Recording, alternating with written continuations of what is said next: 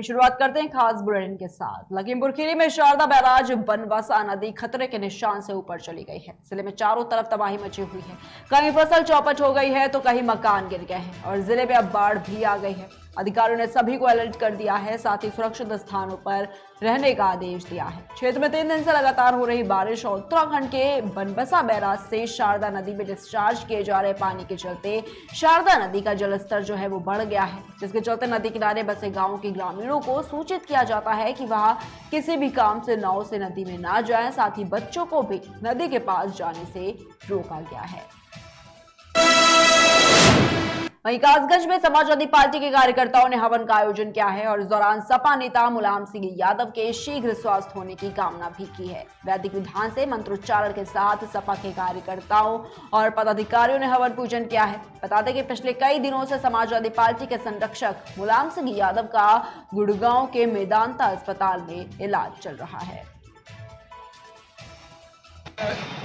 हमारे आदरणीय राष्ट्रीय अध्यक्ष रहे, पार्टी के संस्थापक रहे आदरणीय माननीय मुलायम सिंह यादव जी, जो कई बार प्रदेश के मुख्यमंत्री रहे, रक्षा मंत्री रहे, जिन्होंने हमेशा गरीब, किसान, मजदूर, अल्पसंख्यक और कमजोर तबका की हमेशा बगावत की, उनके लिए संघर्ष किया और एक किसान के परिवार में एक जन्म लेने के बाद छोटे से परिवार से लेकर आज तक उन्होंने इस देश के लिए, प्रदेश के लिए, गरीबों के लिए, किसानों के लिए जो संघर्ष किया, हर समाजवादी पार्टी का कार्यकर्ता आज दुखी है, परेशान है।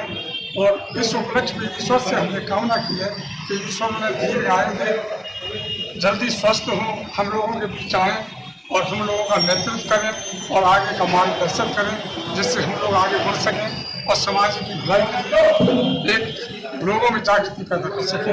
इसके लिए आज हमने हवन किया है और ईश्वर से सभी समाजवादी पार्टी के पदाधिकारी कार्यकर्ताओं ने ईश्वर से आह्वान किया कि हमारे नेताजी जल्दी स्वस्थ होकर हम लोगों के बीच आए, जिससे हम लोगों का मार्ग प्रस्तुत हो और हम लोगों को बल मिले, शिक्षा मिले, जिन्होंने हमें इस ऊंचाई तक पहुँचाया है।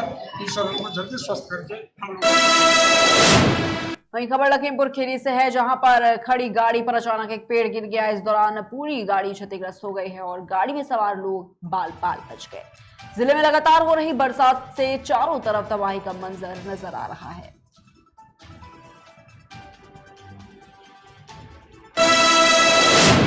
वहीं बाराबंकी के टीआरसी लॉ कॉलेज में सुरक्षा वेलफेयर फाउंडेशन के द्वारा विशाल निःशुल्क मोतियाबिंद चिकित्सा शिविर का आयोजन किया गया। शिविर में सैकड़ों लोगों ने अपनी आंखों की जांच कराई और इस मौके पर कई लोगों का मोतियाबिंद का इलाज भी सफल हुआ है। वेलफेयर फाउंडेशन की अध्यक्ष जो है रितु सिंह जी हैं, वो अपने विचार बता रही हैं कि क्या फाउंडेशन का उद्देश्य है, उसको लेकर इनसे जो है बात कर रहे हैं। रितु जी बताओ। हेलो। सर्वे के दौरान हमारे कुछ भाई मित्र हैं जिन्होंने देखा कि बहुत सारे ऐसे बुजुर्ग हैं जिनको पारिवारिक दिक्कतें, फाइनेंशियल दिक्कतें और उनको आंखों में भी आंखों में दिक्कत थी, फीवर था। तो हमारे एक भाई हैं कुलदीप जी, एक हैं अमित जी, इन्होंने अपने अपने क्षेत्र में सर्वे किया। फिर उन्होंने हमें बताया कि मैडम हमारे यहाँ पे इस तरह की दिक्कतें आ रही हैं, समस्याएं आ रही हैं, हमें अपनी संस्था के लिए कुछ करना चाहिए। संस्था में फिर एक मीटिंग बैठी, मीटिंग के दौरान पे ये सारी चीज़ें हुई कि क्या करना चाहिए। तो हमारे लखनऊ क्षेत्र से जो संयोजक हमारे हैं अमित सिंह जी, उन्होंने कहा कि मैडम हमारी संस्था को एक आई कैंप का ऑर्गेनाइजेशन में डालना चाहिए। हमने वो किया, देखा। हमारा फर्स्ट जब आई कैंप हुआ था उसमें शायद 150 लोग आए थे, जिसमें हम लोगों ने 25 पेशेंटों को। आज कितने लोगों का टारगेट है? आज कम से कम हमारा टारगेट जा रहा है 100 लोगों का। हाँ, आपने जैसे बाहर देखा हुआ है कि किस तरह से पब्लिक आ रही है, किस तरह से भीड़ हो रही है। डॉक्टर्स के पास में आपने देखा, बाहर काउंटर पे देखा और आपने गेट पे भी देखा कि किस तरह से पब्लिक आ रही है, क्योंकि ये निःशुल्क सेवा है और निःशुल्क सेवा जहाँ तक हम पहुँचा सकते हैं वहाँ हमारी संस्था अपने आप जा करके इसका प्रचार भी कर रही है और जिन्हें जो भी दिक्कत है उस दिक्कतों का सामना वो ना भी कर पाए तो हम पेशेंट को खुद अपने घर, उनके घर से अपने यहाँ पर लेकर आते हैं। आम लोगों को क्या संदेश देना चाहते हैं फाउंडेशन के को लेकर? आम लोगों को मैं सिर्फ इतना ही संदेशा देना चाहती हूँ कि अगर आपके आसपास कोई भी ऐसे बुजुर्ग मिल रहे हैं या कोई भी ऐसा बच्चा मिल रहा है, किसी भी तरह का कोई भी महिला है, बेटी है, अगर आप उनकी किसी तरह से सेवा नहीं कर पा रहे, मदद नहीं कर पा रहे, तो आप सिर्फ उनकी इतनी मदद करें कि हमारे सुरक्षा वेलफेयर फाउंडेशन तक उन्हें पहुंचे। वहीं खबर फर्रुखाबाद से है, जहां पर मीरापुर संकिसा में बौद्ध तीर्थ स्थल धम्म यात्रा कुशलतापूर्वक संपन्न हुई है। डीएम और एसपी ने मौके पर पहुंचकर सफलतापूर्वक कार्यक्रम को संपन्न कराया। सुरक्षा व्यवस्था को देखते हुए पुलिस प्रशासन मौके पर मौजूद रहा। ये बुद्ध महोत्सव भिक्षुओं का महापवाना दिवस होता है। जो भिक्षु लोग 3 मास का जो वर्षावास होता है, आज उनका यहाँ पर समापन होता है। इसका बहुत बड़ा महत्व है। दिवस के दिन भिक्षु लोग 3 मास पूरे होते हैं और अपने अपने धर्म प्रचार के लिए आगे को वितरित करते हैं। ये कब से मनाया जा रहा है? ये आषाढ़ी की पूर्णमासी से लेकर के क्वार की पूर्णमासी तक मनाया जाता है। बुद्ध महोत्सव मनाया गया। इस बारे में कहना तो ये है कि ये हमारे पुण्य प्राप्ति होती है। वर्षावास का समापन होने बाद ये सब पवाना दिवस के रूप में हम मानते हैं। यहाँ भगवान बुद्ध ने जो वर्षावास किया था, 7वां वर्षावास, इसी सांकांस नगरी से, संकिसा से अभिधम्म का दिया था संदेश सभी लोगों के लिए। अभिधम्म का आप हिंदी समझने के लिए यूँ समझते हैं कि मानव का जितनी जल्दी कल्याण हो सके, पाप को त्याग कर से कुशल कर्मों का संचय करे और अपने जीवन को सार्थक बनाए, जिससे उसका जीवन बचा हुआ से जीवन अच्छी तरीके से व्यतीत हो, सुख समृद्धि आए, सम्मनता आए पूरी मानव जाति के लिए भगवान में। वहीं एटा के जलेसर में श्री जी उमा विद्यालय स्कूल में विशाल रक्तदान शिविर का आयोजन किया गया है। रक्तदान शिविर का उद्घाटन वरिष्ठ पत्रकार अशोक भारद्वाज और व्यापारी नेता सोनू सर्राफ के द्वारा फीता काट कर किया गया। रक्तदान शिविर में 150 रक्तदाताओं ने रक्तदान किया है।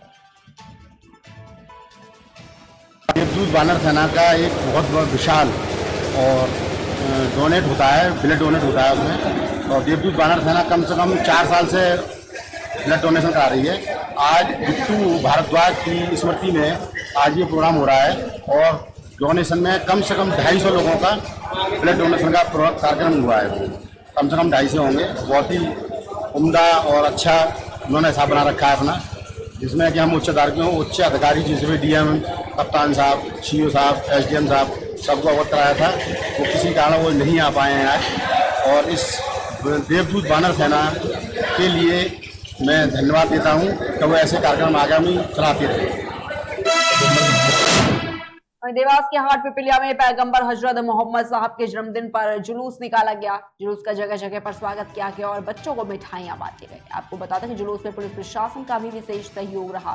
ईद मिलादुन्नबी के मौके पर शासकीय हॉस्पिटल और मनसिंह हॉस्पिटल में मुस्लिम समाज के द्वारा मरीजों को फल भी बांटे गए हैं।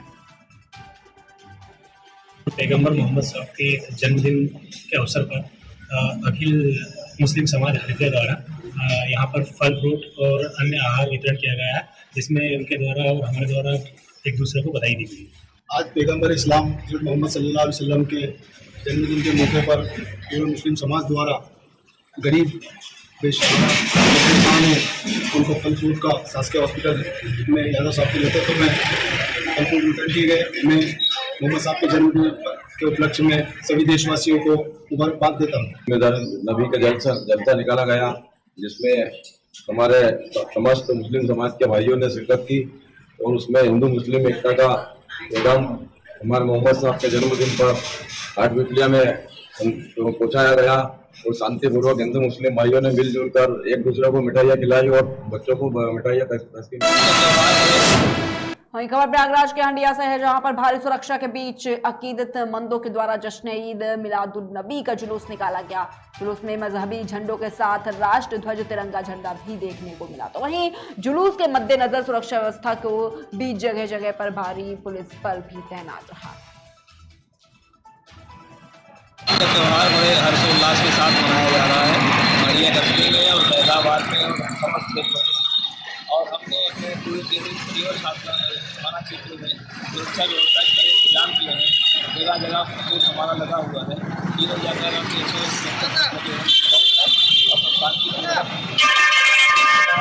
कोई व्यवहार नहीं है। सुरक्षा की व्यवस्था की गई। सर कितने सुरक्षा कर्मी लगाए गए हैं? कुछ पूरे थाने के कर्मचारी अधिकारी हैं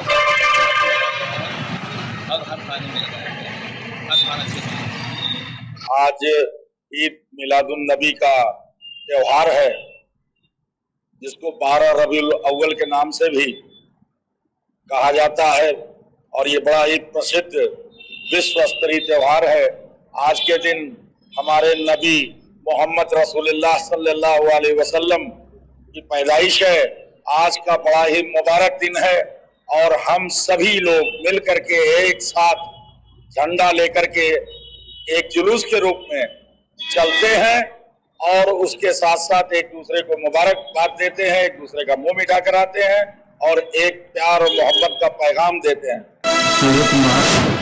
वही खबर सूरत से है, जहां पर उपराष्ट्रपति जगदीप धनखड़ के अभिवादन समारोह और दिवाली स्नेह मिलन को लेकर कार्यक्रम का आयोजन किया गया। बता दें कि ये कार्यक्रम सूरत के गडूदरा विस्तार मरुधर मैदान में होने वाला था, लेकिन बरसात की वजह से कार्यक्रम पंडित दीनदयाल उपाध्याय इंडोर स्टेडियम में आयोजित किया जा रहा है।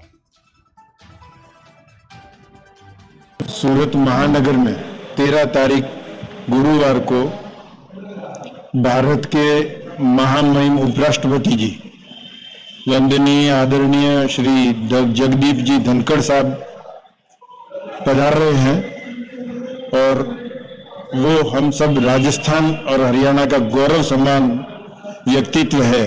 इसलिए हमारे प्रदेश अध्यक्ष आदरणीय CR पाटिल जी ने बोला कि भाई राजस्थान हरियाणा वाले समाज के लोग मिलकर उनका अभिवादन स्वागत का एक कार्यक्रम आप करें। 13 तारीख गुरुवार को ये कार्यक्रम शाम को 7 बजे इंडोर स्टेडियम गुड़दौर रोड पे रखा गया है। पहले हम ये गुड़ादरा में कार्यक्रम कर रहे थे, लेकिन ये बरसात की कारण से इस कार्यक्रम को हम वहाँ करना अभी संभव नहीं है, मैदान में पानी भर गया है। इसलिए हमने जल्द ही ये निर्णय लिया कि भाई बंद मौसम में, क्योंकि मौसम की आगाही अभी भी बरसात की है, इसलिए फिर तैयारी नहीं हो सकती है, तो हमने इंडोर स्टेडियम में ये कार्यक्रम का आयोजन किया है। वहीं हापुड़ में लगातार हो रही भारी बारिश के चलते मकान की छत धराशायी हो गई। गनीमत रही कि उस समय मकान के उस कमरे में कोई नहीं था, जिसके चलते बड़ा हादसा होने से टल गया है। हालांकि मामले की जानकारी जनपद के अधिकारियों को दे दी गई है। रुकते एक छोटे से ब्रेक के लिए, जल्द हाजिर होंगे। Feel the power of Angel.